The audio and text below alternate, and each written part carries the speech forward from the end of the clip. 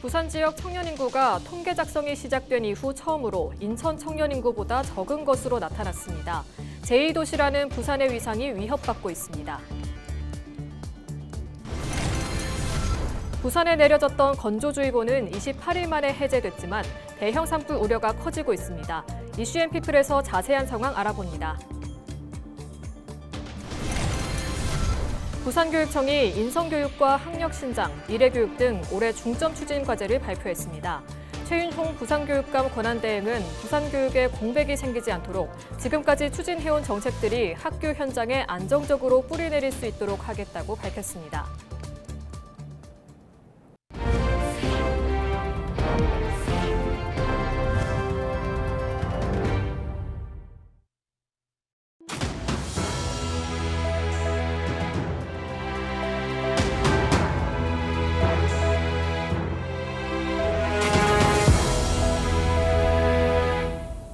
시청자 여러분 안녕하십니까? 헬로티비 뉴스입니다.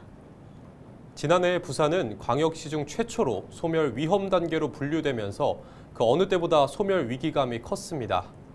이런 상황 속에 부산 청년 인구가 1992년 이후 처음으로 인천보다 적은 것으로 나타났는데요.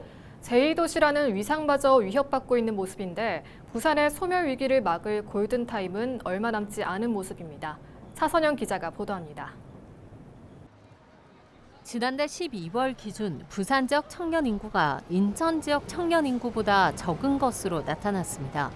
2024년 12월 부산 15세에서 29세까지 주민등록인구는 48만 5,710명으로 인천 48만 5,872명보다 122명 적은 수치를 기록한 겁니다.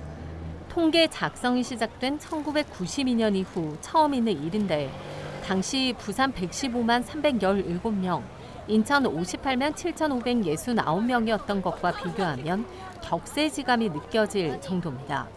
시도별 인구 이동 추이에서도 부산 지역 인구 감소 추세는 확연히 드러나고 있습니다. 지난해 11월 부산은 한 달간 809명이 타 시도로 유출된 반면 인천은 1,011명이 순유입됐습니다. 수도권 집중 현상이 심화하고 있는 상황이 이어지면서 청년들이 부산에 머무를 수 있도록 맞춤형 정책적 지원이 필요하다는 지적이 잇따랐습니다. 부산 지역의 전반적인 소득 수준이 낮은 게 문제인데요. 그래서 청년들의 실질 임금 보전을 위한 소득 지원 정책들이 확대될 필요가 있다고 생각이 듭니다. 예를 들면 복지 포인트 형태인 일하는 기쁨 카드의 적용 인원을 좀 확대하는 방안들. 부산시는 올해부터 청년들에게 체감도가 높은 부산 청년 일하는 기쁨 카드와 기쁨 2배 통장 사업의 소득 기준을 완화하고 지원 규모를 확대해 지원하기로 했습니다. 중소기업에 재직하는 청년에게 복지 포인트를 100만 원 지원하는 기쁨 카드 지원 규모를 1,610명에서 2,000명으로 늘리고 청년 본인 월 350여만 원 이하로 소득 기준을 완화했습니다. 기쁨 2배 통장 역시 지원 규모를 4,000명에서 6,000명으로 2,000명 확대했습니다. 시는 청년 일자리 지원 정책 등을 통해 지난해 2분기 기준 부산 청년층의 고용률이 46.6%로 역대 최대치를 기록하는 등 4년 전보다 10% 가까이 청년 고용률이 높아졌다고 발표하기도 했습니다. 부산시의 청년 지원 대책과 긍정적 고용 지표에도 청년 인구 감소는 가속화하며 제2의 도시의 위상마저 위협받고 있습니다. 양질의 일자리 창출이 시급한 상황에서 부산시는 올해 산업은행 공공이전 등 공공기관의 부산 이전과 대기업 유치 등에 힘을 쏟겠다는 계획을 밝혔습니다. 부산시가 청년 인구 붙잡기에 안간힘을 쓰고 있는 가운데 부산 인구 위기에 대응할 수 있는 골든타임이 얼마 남지 않은 모습입니다. 헬로티비 뉴스 차선영입니다.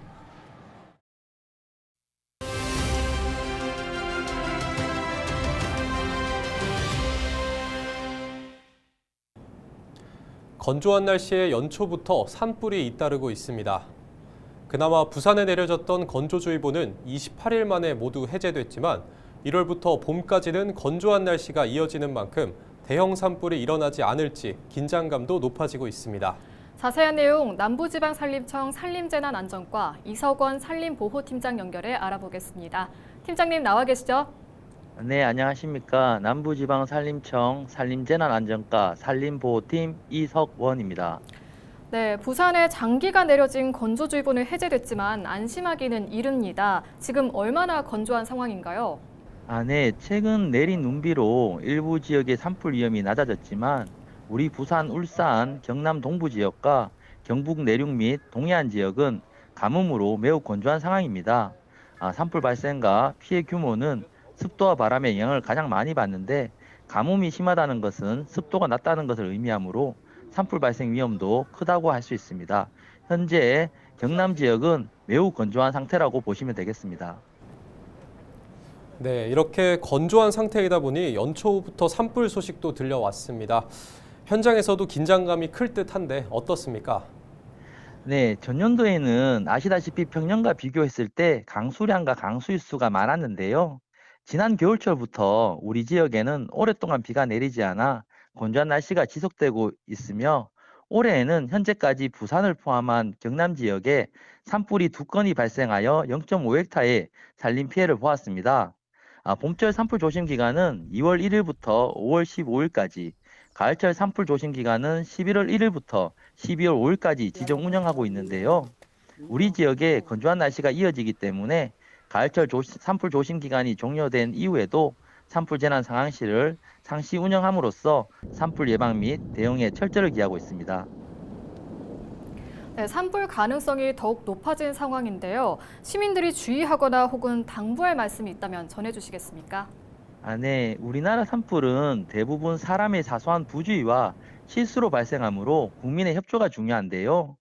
우선 산행 시에는 출입이 금지된 입산 통제구역은 가지 말고 산에서는 담배를 피우거나 하기를 이용한 치사 등을 절대 하시면 안 됩니다. 또한 산과 인접한 곳에서는 영농 부산물이나 쓰레기를 함부로 태우는 행위도 자칫 큰 산불로 번질 수 있으니 특히 조심하셔야 합니다. 이를 위반하면 과태료 부과 대상이 오니 이 점 유의하시기 바랍니다. 국민 여러분의 관심과 협조만이 산불로부터 우리 이웃의 생명과 재산을 지키는 길이므로 생활 속에서 산불 조심을 당부드립니다. 네, 오늘 말씀 여기까지 듣겠습니다. 팀장님, 감사합니다. 네, 감사합니다. 네, 지금까지 남부지방산림청 산림재난안전과 이석원 산림보호팀장과 전화 연결했습니다.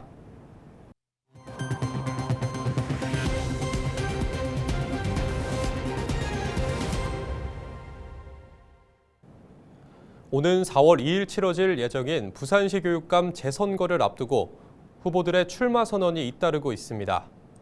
7일 황욱 전 명지여고 교장이 부산시 교육청에서 출마 기자회견을 열고 공식 출마를 선언했습니다. 황욱 전 교장은 40년간 교직 생활과 미국 세계창의력협회장으로 미국 창의력 프로그램을 실제 교육 현장에서 실행한 경험을 바탕으로 대한민국 교육혁신의 시작을 부산에서 이루겠다고 밝혔습니다. 황 전 교장은 또 30년 된 수능을 폐지하고 창의력을 교육의 최상위 목표로 삼아 AI 기반의 역량 평가로 전환해야 한다며 이를 위한 준비를 할 예정이라고 덧붙였습니다. 한편 차정인 전 부산대 총장이 6일 교육감 재선거 예비 후보로 등록하고 선거전에 뛰어드는 등 부산 교육감 선거전이 본격화하고 있습니다. 7일 오전 6시쯤 사상구 강변대로 하단 방향으로 운행 중이던 화물 차량이 신호 대기 중이던 차량 4대와 반대편 1차로를 주행하던 한 대를 잇따라 들이받았습니다. 경찰은 화물 차량을 운전하던 20대 A씨는 음주 상태가 아니었으며 졸음 운전을 한 것으로 보인다고 밝혔습니다. 이 사고로 차량 운전자 모두 경상을 입었습니다. 경찰은 정확한 사고 원인을 조사하고 있습니다. 베트남 국영항공사인 베트남항공이 오는 6월부터 김해와 나트랑을 잇는 직항 노선을 신규 취항합니다. 김해 나트랑 노선에 투입되는 항공기는 에어버스 A321 기종으로 주 7회 운항합니다. 이번 취항으로 베트남항공은 하노이와 호찌민, 나트랑 등 김해에서 출발하는 3개의 직항 노선을 운영하게 됐습니다. 양천구 목동 깨비시장에서 발생한 차량 돌진 사고 운전자가 치매 진단을 받은 것으로 전해졌죠. 사고 운전자는 2년 전 치매 소견을 받은 뒤에도 적성 검사를 통과해 운전면허를 갱신한 것으로 알려졌는데요. 치매 진단 운전자에 대한 관리 체계에 문제가 있는 것으로 드러났습니다. 김호 기자의 보도입니다. 목동깨비 시장 점포를 차로 돌진한 70대 운전자 A씨.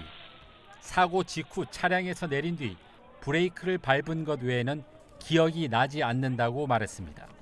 정신이 하나도 없어요. 내가 뭐 잘못했어요. 그래요. 그래서 시동부터 끄시라고.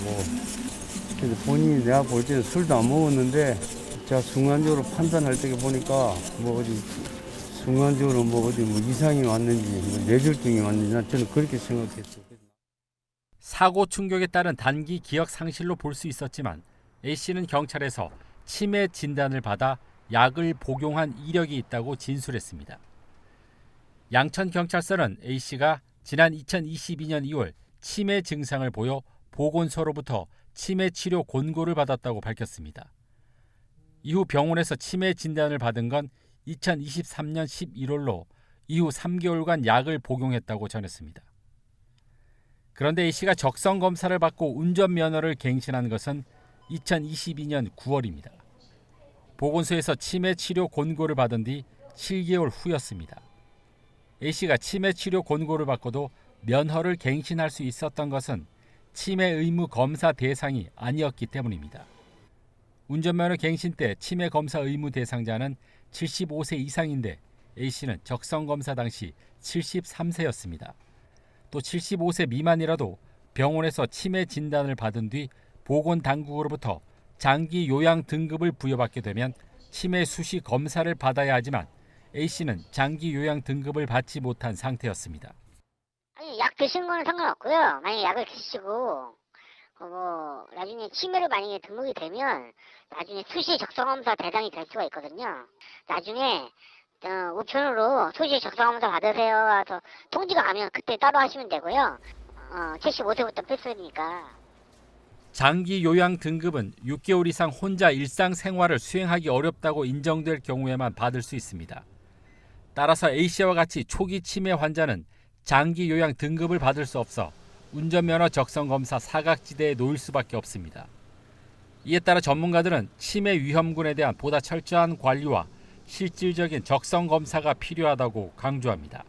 운전면허 적성검사는 사실은 굉장히 형식적으로 하는 것이거든요. 치매는 어느 정도 진행이 됐고 장기 요양이 되기 전에 어떤 치매 환자들에 대해서는 조금 더 검사를 실질적으로 시행을 하거나 내지는 좀 더 자주 시행을 해가지고선 환자나 가족들에게 그런 상황을 알려주는 것들이 필요하다고 생각합니다. 끊이지 않고 있는 고령 운전자 교통사고, 근본적인 해결을 위한 보다 체계적인 대책 마련이 시급해 보입니다. 헬로티비 뉴스 김호입니다. 부산교육청이 인성교육과 학력신장, 미래교육 등 6개 추진과제를 중심으로 27개 세부과제를 추진합니다. 시교육청은 올해 고교 학점제가 전면 시행됨에 따라 고교 대학 학점 인정 체계 구축과 동시에 학점 인정 과목을 운영할 계획입니다. 또 유보통합 이관 업무를 총괄하고 선도사업 계획을 수립하기 위해 유보통합 추진 담당관을 신설하고 아침 체육 활동인 아침 체인지 프로그램을 올해부터 모든 학교에서 진행됩니다. 시교육청은 이와 함께 오는 3월 해운대 공고를 부산 해군과학기술고로 전환 개교한 뒤 부산전자공고를 부산 반도체 마이스터고로 전환하기 위한 사업을 추진할 계획입니다. 우리 교육청은 그동안 부산교육이 추구하던 정책들이 순조롭게 진행되어 우리 아이들이 더 큰 꿈을 키워나갈 수 있도록 어느 한순간도 소홀함 없이 최선을 다해 나가겠습니다.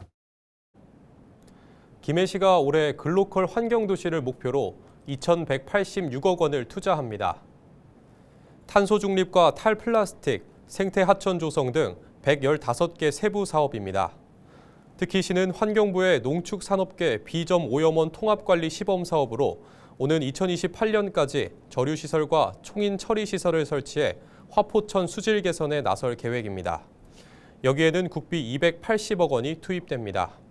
또 낙동강 유해남조류 예방과 하천 쓰레기 정화 사업 등도 펼칩니다. 탄소 중립도시를 위해 시는 친환경 자동차 보급과 충전 기반 조성 사업에 285억 원, 배출가스 저감 사업 58억 원 등의 사업도 이어갑니다. 뉴스를 마칩니다. 시청해주신 여러분 고맙습니다.